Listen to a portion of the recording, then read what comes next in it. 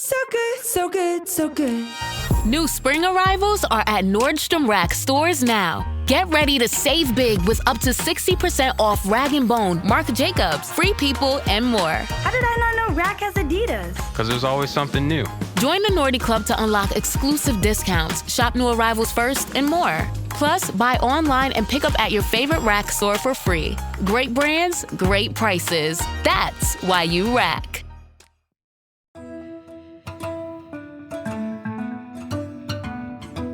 For the News and Observer, I'm Dawn Vaughan, Capitol Bureau Chief and host of Under the Dome. You're listening to this on Tuesday, July 1st, so happy new month. It's also the first day of the fiscal year. No, there's no new state budget. We'll get to that later. I'm joined today by my politics team colleagues, Kyle Ingram, and our two politics summer interns, Ronni, who's a student at NC Central University, and Sophia Bailley, a student at the University of Florida. If you've been around the legislative building this past month or so, you've probably seen Sophia and Ronni, who have just jumped right into the deep end and gaggles with powerful people covering politics here. And we're not even like more than a couple weeks into the actual summer. So we're recording this on Monday the 30th. We have to talk first about the pretty significant national news, state news, that U.S. Senator Thom Tillis, who's a former state house speaker here in North Carolina, and has really just been this national character to watch with his interactions with President Trump now and in years past. And Tillis is known for kind of not being predictable, I think. And I don't know how predictable this was either, with Tillis deciding on Sunday. This is after interactions on social media with Trump over this big, beautiful bill that's, the big drama in Washington, D.C. right now. So Sophia was part of our coverage the day it broke on Sunday. You looked at how people are reacting so far. So we're only, a day or 2 days into Tillis deciding not to do this. Now, he's not resigning or anything. He's just not running again. So we still have a while.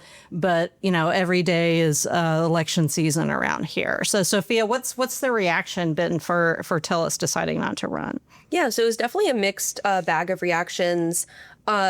Senator Tillis's big reasoning that he announced publicly for deciding not to run for re-election was that he wants to take time to focus on his family, his kids, his grandchildren. But he's also been raising money and campaign contributions since 2021 for a re-election campaign in 2026. So it did surprise people that he decided to announce that he wasn't going to be running again. I guess this opens the door now of who the potential candidates could be.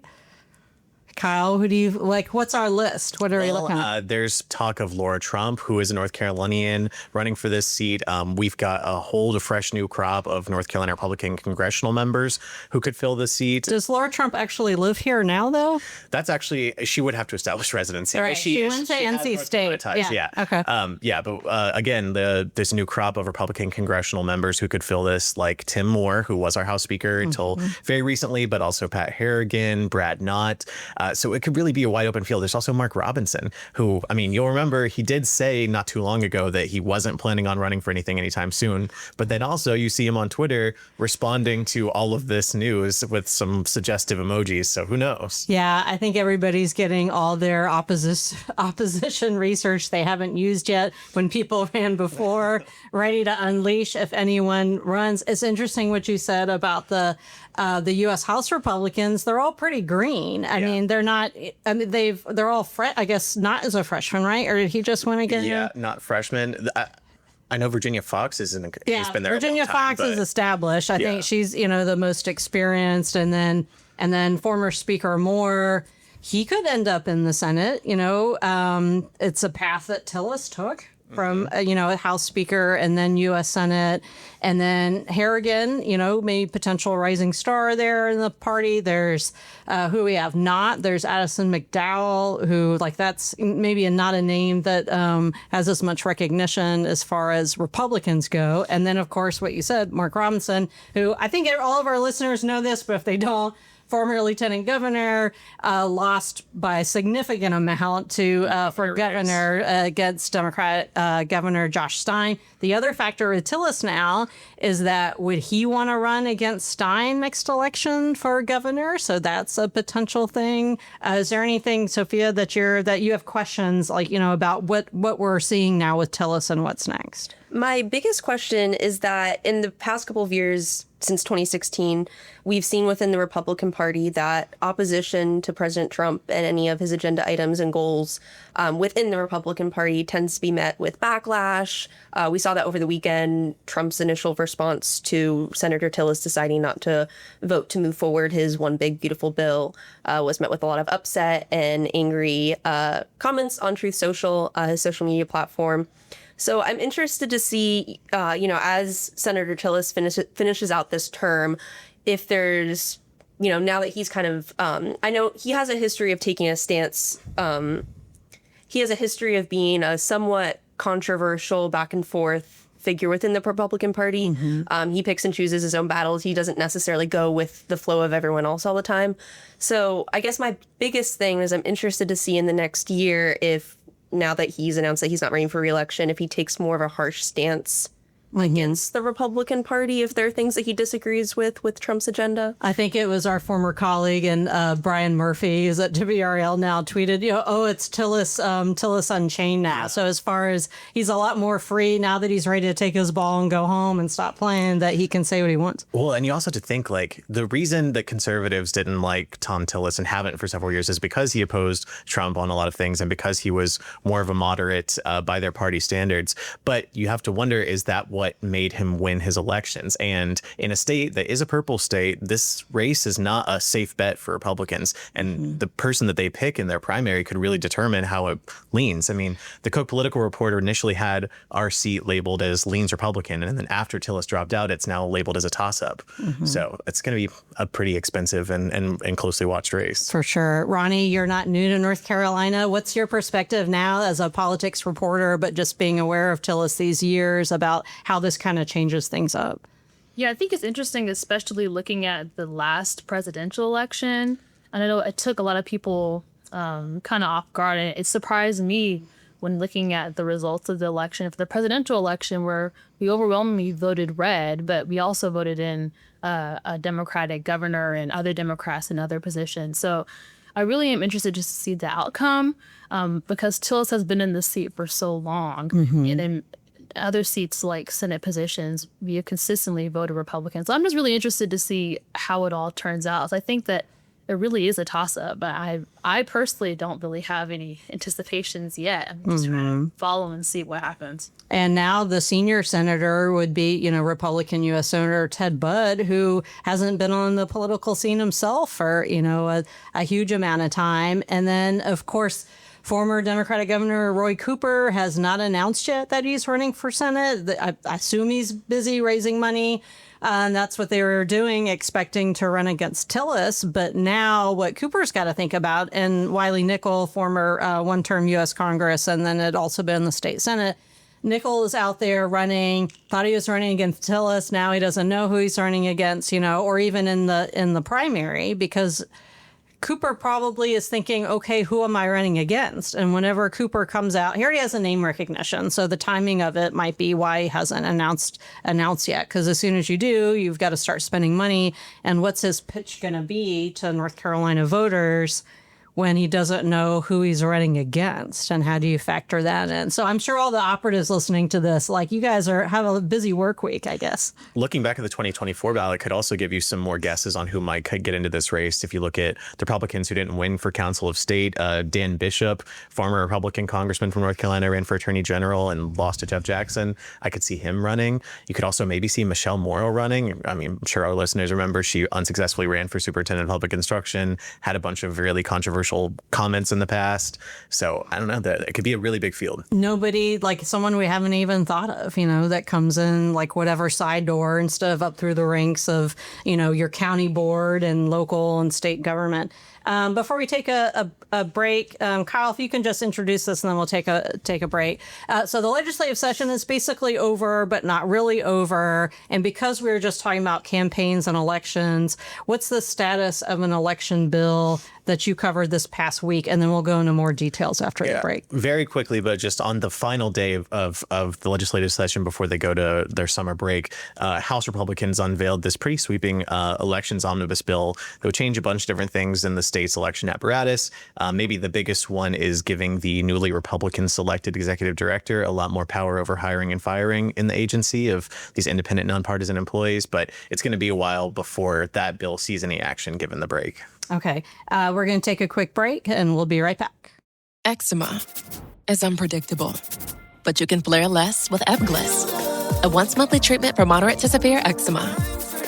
After an initial 4-month or longer dosing phase, about 4 in 10 people taking Ebglyss achieved itch relief and clear or almost clear skin at 16 weeks. And most of those people maintain skin that's still more clear at 1 year with monthly dosing. Ebglyss, lebrikizumab LBKZ, a 250 milligram per 2 milliliter injection, is a prescription medicine used to treat adults and children 12 years of age and older who weigh at least 88 pounds or 40 kilograms with moderate to severe eczema, also called atopic dermatitis, that is not well controlled with prescription therapies used on the skin or topicals, or who cannot use topical therapies. Ebglyss can be used with or without topical corticosteroids. Don't use if you're allergic to Ebglyss. Allergic reactions can occur that can be severe. Eye problems can occur. Tell your doctor if you have new or worsening eye problems. You should not receive a live vaccine when treated with Ebglyss.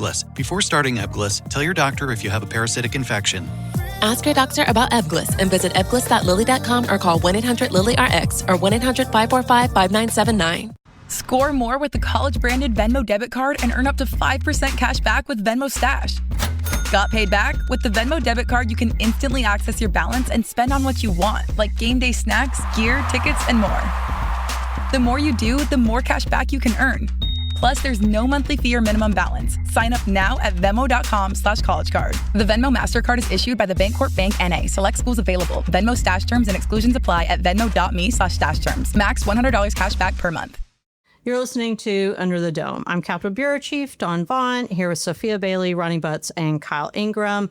Right before the break, we were talking about an elections bill that showed up right as session's mostly wrapped. Kyle, what's the actual status of this election bill now? So right now, that bill has only gone through one House committee. That was after Democrats unsuccessfully tried to shut down a vote and say, we hadn't had a chance to look at this very substantial bill. Let's just do it for discussion only. The Republicans shot that down, voted out of committee, but it's going to be a long road before that could become law. And I think we'll probably see a lot of revisions to it. It is important to note, unless something comes out Monday before y'all listen to this Tuesday, that the legislature still hasn't agreed on when they're actually coming back. So the Senate had their adjournment resolution where they're kind of doing what Senate Leader Berger and former Speaker Moore had agreed to for at least a couple of years, where they come back for a couple of days once a month and they decide. Sometimes all it was to talk to reporters. Sometimes it was to have veto overrides. They didn't end up overriding, I don't think, anything this past week, did they, Kyle? No. Okay. So there's different things they could do, but one of the rift is that House Speaker Dustin Hall, or the divide between Hall and Berger, is that the House Hall told reporters this. The House wants to be able to have more time with a bill, not just have up-down votes for conference reports. So that's kind of what they're deciding. And so the House is in skeletals for the next 2 weeks. And then at some point they'll decide when they're actually coming back again. So session isn't quite done yet. The biggest surprise of session has been that the biggest controversy was over shrimp. So Sophia, I feel like people know like what the main crux of the shrimp bill was, but tell us like what just the basics for those that have not been involved in Shrimpgate. Yes. So I will say, even though the summer is young, I do think that Shrimpgate will be one of the defining moments of this internship for me. It all started with House Bill 442, which originally faced a lot of wide support from the House and Senate alike.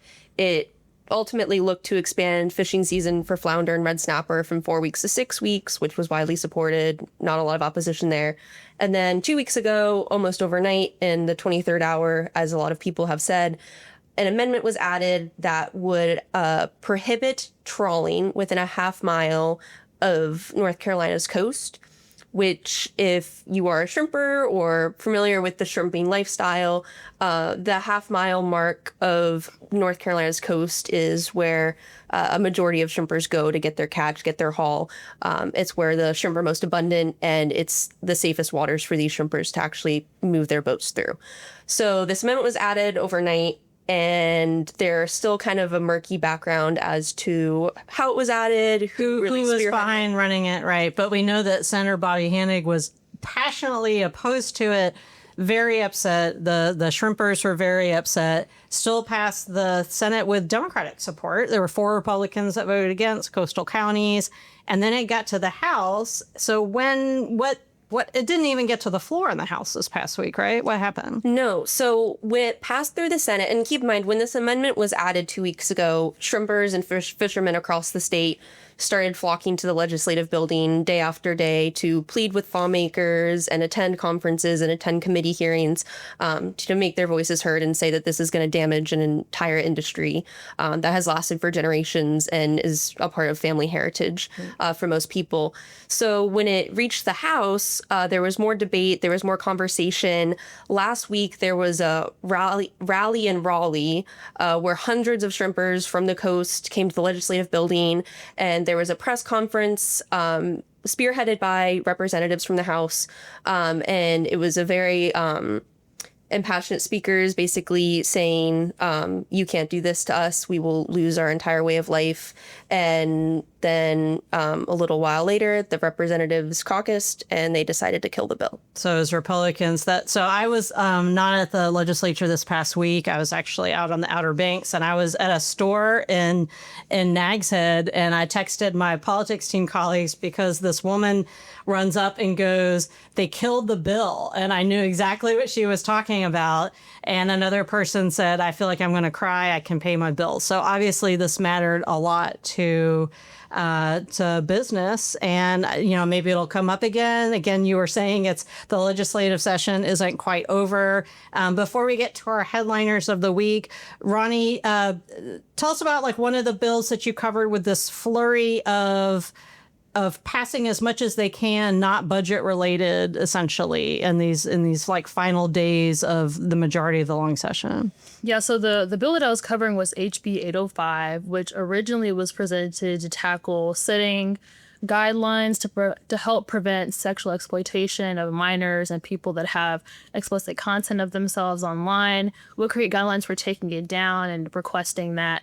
But once they went to the Senate, many Republicans in the Senate added on a lot of provisions that when it returned to the House, people were very angry because it wasn't getting passed. And there's a lot of things that people find controversial on there, including allowing parents to have access to library catalogs for public schools and making sure that LEAs are creating guidelines for that and establishing that there are 2 sexes and other things like that the Republicans really tout as these important issues. So it's interesting to watch that as the session was supposedly trying to wind down because you could see for many other things, people were kind of ramping up the pace.